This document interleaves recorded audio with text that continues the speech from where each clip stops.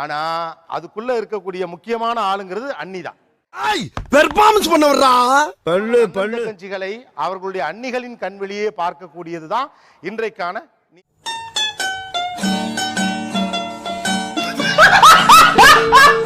தஞ்சாவூருக்கே இவங்க 2 பேரும் தான் வாரிசு. இந்த பெருச்சாளி கண்ணுக்கே தெரியாது.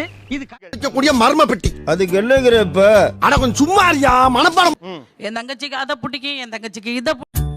ஐயா அப்புறம் இன்னொரு விஷயம், இது மனுஷனை மாயாஜாலம் ஆக்குற பெட்டி மட்டும் இல்லைங்க, செத்த பணத்தை பிடிக்கும், அதை செய்யணும் இதை செய்யணும். அப்பதான் அதிகார தூள் பறக்கும் நம்ம கிட்ட. அப்பதான் ஊர்ல இல்லாத அண்ணன் தங்கச்சி உறவை எப்படி எரிச்சல வரும். பச்சை மிளகாய காலையில என்ன விளையாட்டு காட்டுறாங்க, எப்படி எல்லாம் சோதிக்கிறாங்க, பொழுது விடிய விட மாட்டேங்கிறாங்களே ஐயா. கடிச்ச மாதிரி இருக்கும். ஓடி பிடிச்சு ஒண்ணு தெரிஞ்சு போச்சுடா, இந்த பிரபஞ்சத்துல உங்க மத்தியில இந்த உசுரை காப்பாத்துறது ரொம்ப சிரமம். கட்டில் இருக்குன்னா அதை சுத்தி இவர் போய் அவர் தலையில கொட்டுறது, அவங்க வந்து குண்டா இவர் வந்து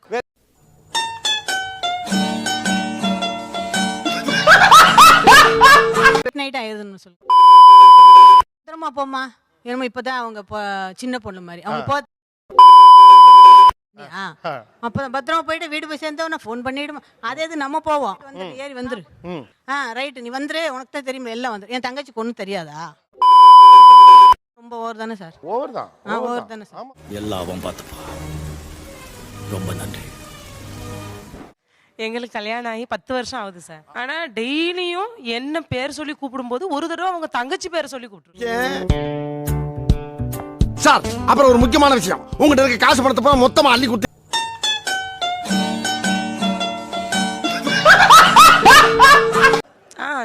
சொல்லுங்க சொல்லுங்க அப்படின்னு.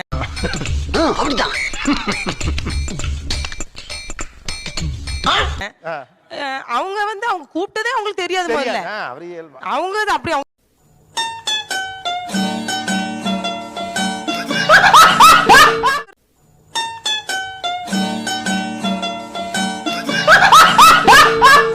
மாதிரி மனுஷன்லாம் இருக்கனாலதான் கொஞ்சமாச்சும் மழை பெய்யுது.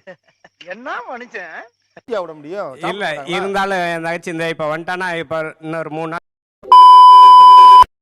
இங்க ஸ்டே பண்றாங்க சென்னையில. அதிகமா வந்து என் தங்கச்சியோட டைம்